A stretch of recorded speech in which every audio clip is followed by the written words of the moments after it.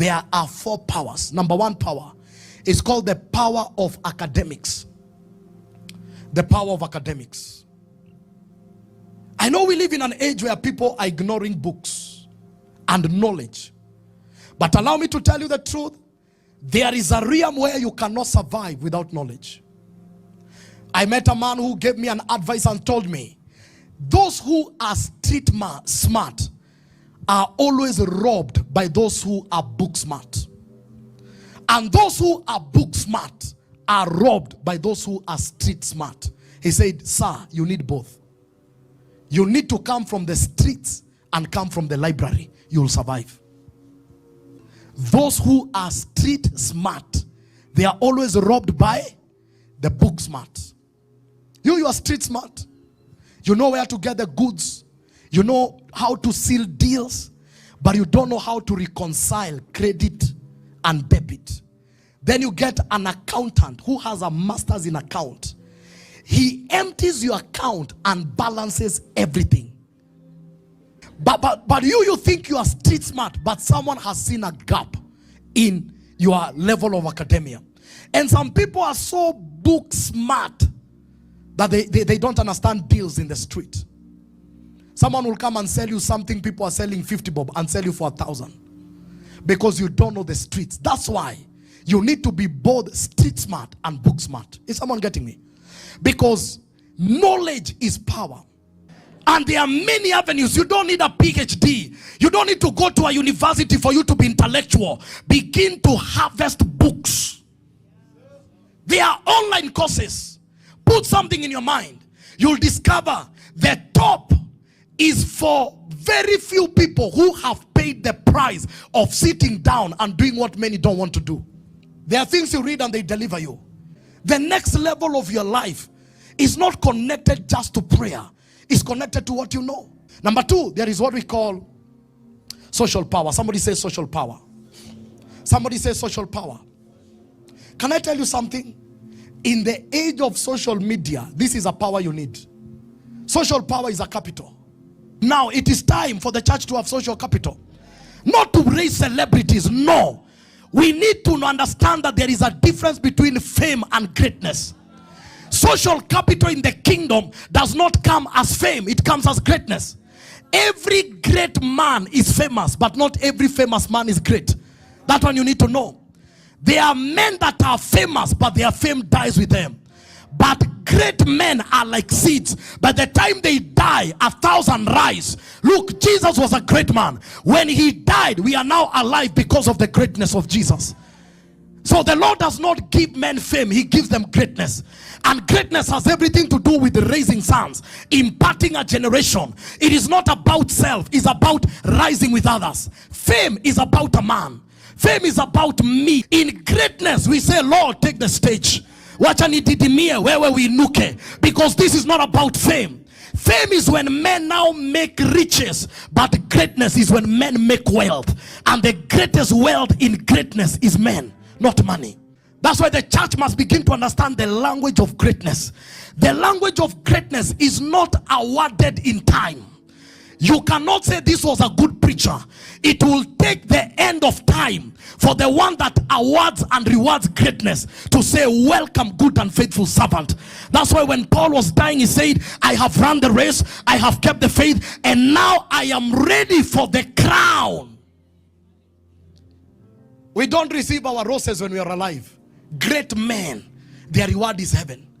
Once in a while, God will allow men to remind them that indeed you are doing a good job. But the reward of men is not the motivation of greatness. It's a seed. Is someone getting me? And so when we begin to raise great men, there will be men of social influence. That's why don't be afraid to be known. When they release their sound, we release our sound. Yeah, I saw there's a place, you know, I've seen mpaka nimefika pale nikaanza kusema tunafaa kwa tukipiganga kelele. Unaona tu mtu wa secular kidogo hivi amefanya ka event, watu wamekuja 1,000, hatutapumua online. Ma selfie, ma hashtag nini. Nikasema hata mimi Sunday naweza kuanganikia hata tuharibike kidogo. Pia si tupige kelele. Kwa sababu now, you know, a small event and there is a lot of noise. You see, the devil is very happy when 50 people who know the truth cannot affect 55 million people. Jesus died a public death.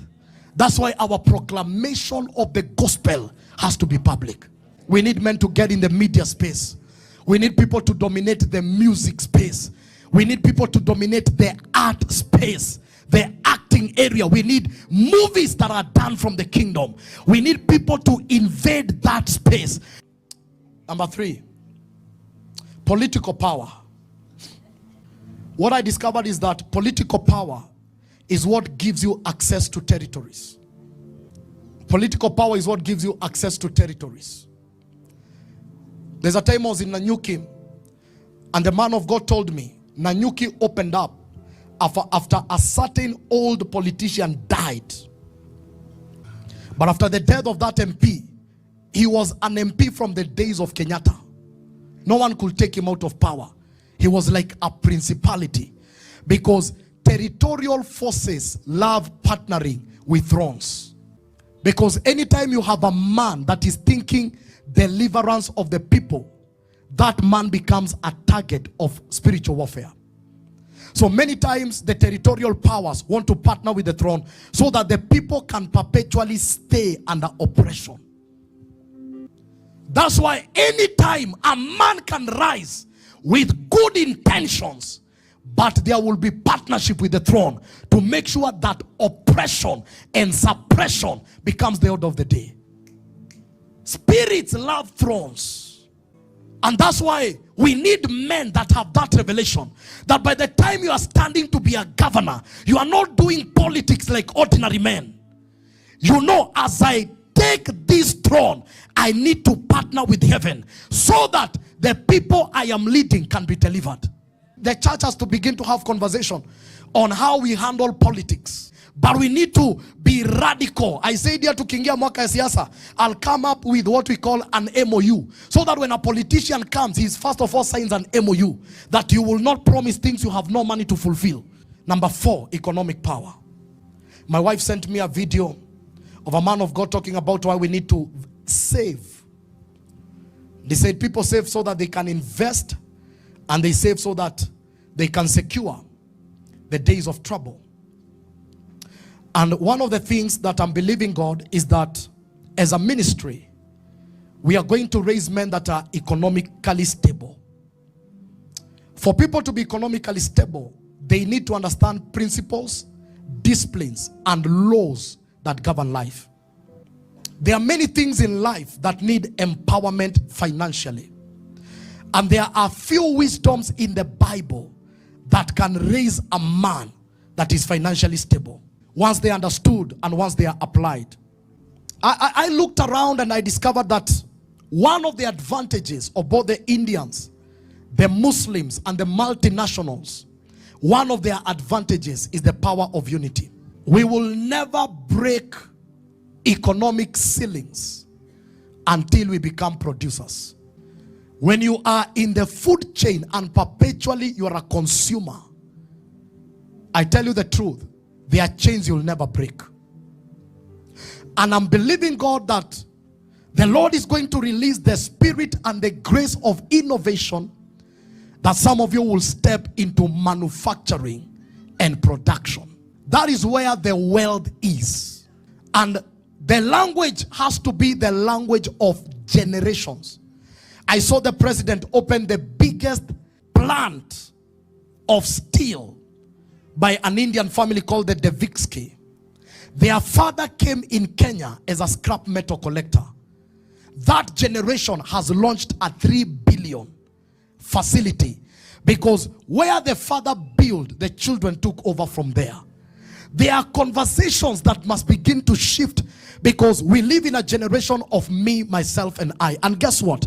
I was telling my wife, we are so privileged because our children are young and we can begin some cycles at our age and our generation, because we have studied other generations and it never worked. So we cannot do what our parents did. We now need to begin to rethink and re-strategize, because 80% of our prayers have to do with money. Meaning that when we are economically powerful, there are prayers that will come to an